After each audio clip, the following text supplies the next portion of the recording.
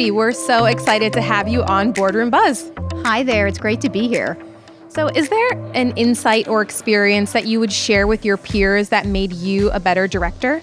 Yeah, I'd love to talk about that because what I've learned, I've been a director since 2016.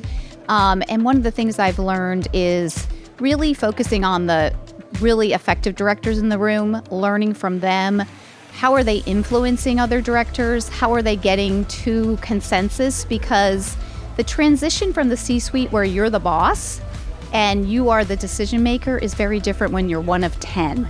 And making that transition, I think, is one of the big lessons I've learned, going to collaborative decision making versus command and control. And watching those good directors, but also watching the bad ones, because they are out there and they're people who tend to say, my way or the highway, a little less nuanced, and I feel as if they lose influence in the boardroom.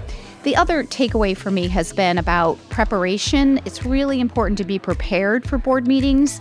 That's not just reading the materials, it's actually doing the homework of asking questions, it's picking up the phone, talking to the CEO, talking to the issue expert on the board so that you walk into the boardroom really, really versed and skilled at knowing what the issues are, where are the edges of that issue, and what you need to probe more on in the boardroom. So those are some of the takeaways for me as a director, is watching the experienced directors and seeing how they influence and really learning that transition from command and control to collaborative decision making. Judy, is there an experience outside the boardroom that maybe surprisingly influenced the way that you behave as a director?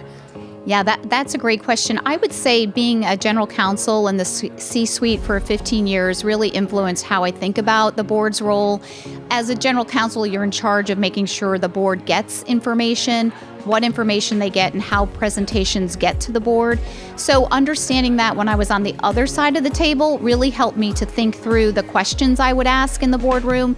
And I really appreciated the importance of knowing why management made its recommendation, because they know the company better than anyone else. So ensuring that I asked those questions, but being on the other side of the table really helped. And then I would just say, being a lawyer, the training you receive is to be impartial, to take the emotion out of decision making. And I think that objectivity, probing as to the pros and cons of a decision, really helps me in the boardroom. And I think it's a skill that great directors have, is to probe, to make sure they understand both sides of the equation, and then to come to a consensus decision.